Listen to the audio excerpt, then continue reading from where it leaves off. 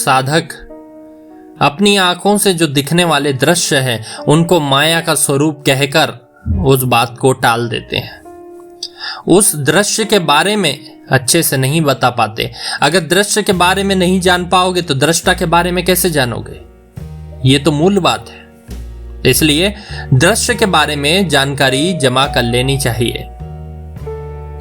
आज मैं आपको पतंजलि जो योग सूत्र है उससे दृश्य के बारे में कुछ बातें समझाता हूं। सबसे पहले हम प्रकृति के बारे में जानते हैं। सत्व, रज और तम, ये 3 गुण और इनका कार्य जो भी देखने समझने में आता है, सुनने में आता है, वह सब दृश्य के अंतर्गत आता है।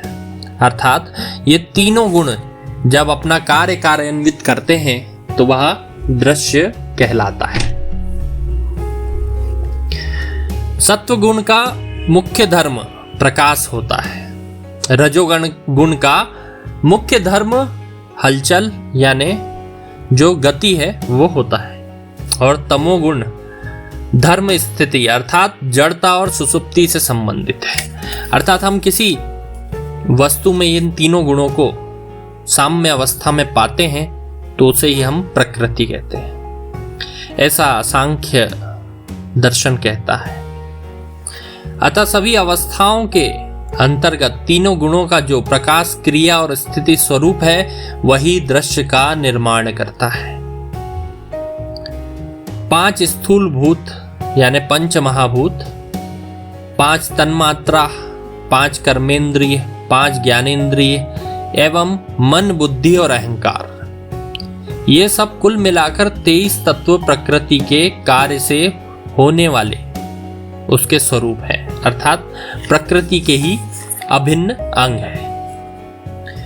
जो भोगासक्त पुरुष होता है, जिसको भोग की आसक्ति होती है, उसको अपना स्वरूप दिखलाकर भोग प्रदान करना और मुक्ति चाहने वाले योगियों को दृष्टा का ही स्वरूप दिखाकर मुक्ति प्रदान करना दृश्य का प्रयोजन होता है।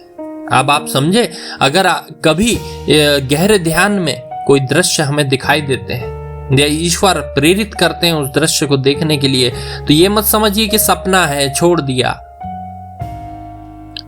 ये केवल प्रकृति आपको दिखा रही है दृश्य, क्योंकि वे दृश्य आपकी मुक्ति का प्रयोजन बन सकते हैं। इसलिए ध्यानी, योगी और साधक को चाहिए कि साधना के दौरान दिखाई देने वाले प्रत्येक दृश्य, चाहे वह मानसिक हो चाहे असल में आपके सामने आ रहे हो, उन सभी का महत्व है। दृष्टा जो होता है यानी देखने वाला, उसको निज स्वरूप दिखा देने के बाद दृश्य का कोई प्रयोजन नहीं होता। अर्थात वह अपनी मूल प्रकृति को देख लेता है, अपने परमात्मा स्वरूप को देख लेता है तो वह अस्त हो जाता है, वह दृश्य वहां से लुप्त हो जाता है। व्यक्ति के मन में केवल परमात्मा का स्वरूप विराजमान होता है। अब हम दृश्य के भेदों के बारे में जानते हैं। वैसे तो अलग अलग ग्रंथ में अलग अलग परिभाषाएं दी हैं। हम फिलहाल पतंजलि ऋषि को फॉलो कर रहे हैं इस व्याख्यान में, तो हम उन्हीं के हिसाब से जो दिखाए गए हैं उन्हें हम समझते हैं। दृश्य 4 प्रकार के होते हैं। पहला है विशेष। पृथ्वी, जल, अग्नि, वायु और आकाश, ये 5 महाभूत, 5 ज्ञानेंद्रिय, 5 कर्मेंद्रिय, 1 मन, इस प्रकार 16 जो ये तत्व हैं इनका नाम विशेष है। गुणों के विशेष धर्मों की अभिव्यक्ति इन्हीं से होती है। इन्हीं से ही सारी वस्तुओं का, सारे दृश्यों का निर्माण होता है, इसलिए इन्हें विशेष कहते हैं। आप समझे इस बात को। कोई दृश्य आपके सामने आता है, चाहे उसमें कोई जीव क्यों ना हो, कोई इंसान क्यों ना हो, सभी का निर्माण 5 महाभूत, बाकी जितने 16 तत्व बताए हैं उसी से होता है, तो इसलिए उन्हें विशेष कहा जाता है। दूसरा है अविशेष।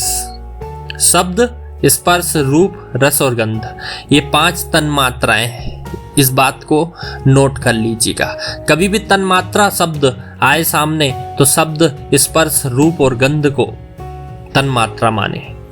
इन्हीं को सूक्ष्म महाभूत भी कहते हैं। जैसे मुख्य पंच महाभूत थे वैसे ही सूक्ष्म महाभूत कहते हैं। सूक्ष्म क्यों कहते हैं? क्योंकि यह स्थूल पंच महाभूतों के कारण है। और छठा जो है अहंकार, जो कि मन और इंद्रियों का कारण है।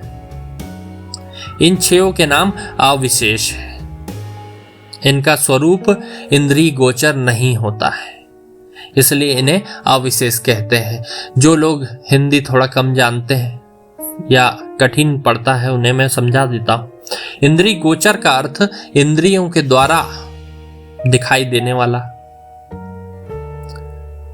इंद्रिय गोचर यहां शब्द यहां पर सूक्ष्म महाभूत के लिए उपलब्ध नहीं है, अर्थात उन्हें नहीं माना गया है, क्योंकि इनका स्वरूप नहीं होता। शब्द का जो स्वरूप है, आपने कभी किसी शब्द को देखा है? इस समय मेरे मुख से निकल रहे जो शब्द हैं वह आपके कानों में सुनाई पड़ रहे होंगे, आप उनको महसूस कर रहे हैं, समझ रहे हैं, लेकिन क्या आपने उनका स्वरूप देखा?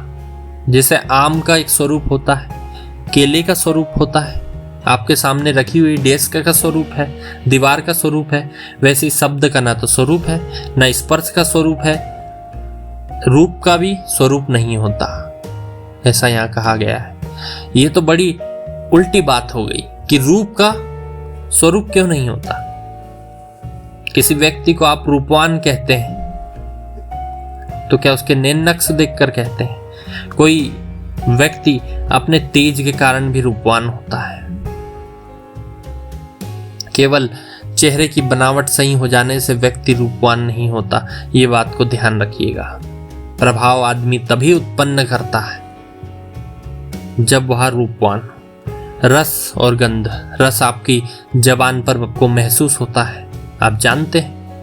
गंध को भी आप जानते हैं अपने नाक के द्वारा, लेकिन आप उसे देख नहीं सकते, इसलिए इन्हें अविशेष कहा जाता है। और तीसरा है लिंग मात्र। ऊपर जितने 22 तत्व हैं, विशेष और अविशेष, उनका जो कारणभूत, जिसका वर्णन उपनिषदों में और गीता में बुद्धि के नाम से दिया गया है। कठोपनिषद में और गीता में जिसे बुद्धि कहा गया है उसे हम लिंग मात्र कहते हैं। इसकी उपलब्धि केवल प्रकृति से ही होती है, इसलिए इसे लिंग मात्र कहा जाता है। बुद्धि की उपलब्धि प्रकृति से कैसे होती है? प्रकृति हमारे सामने है, लेकिन बुद्धि के द्वारा ही उसे समझा जा सकता है। बिना बुद्धि के व्यक्ति को ज्ञान प्राप्त नहीं होता किसी भी प्रकार का, इसलिए इसे कहा गया कि इसकी उपलब्धि केवल सत्ता मात्र प्रकृति से होती है, इसलिए इसे लिंग मात्र कहा जाता है। चौथा है अलिंग। अलिंग का अर्थ मूल प्रकृति, जो तीनों गुणों की साम्य अवस्था मानी गई है। 3 गुण, रज, तम और सत, तीनों गुणों की साम्य अवस्था, जिसका महत्व क्या है? परिणाम अर्थात कार्य।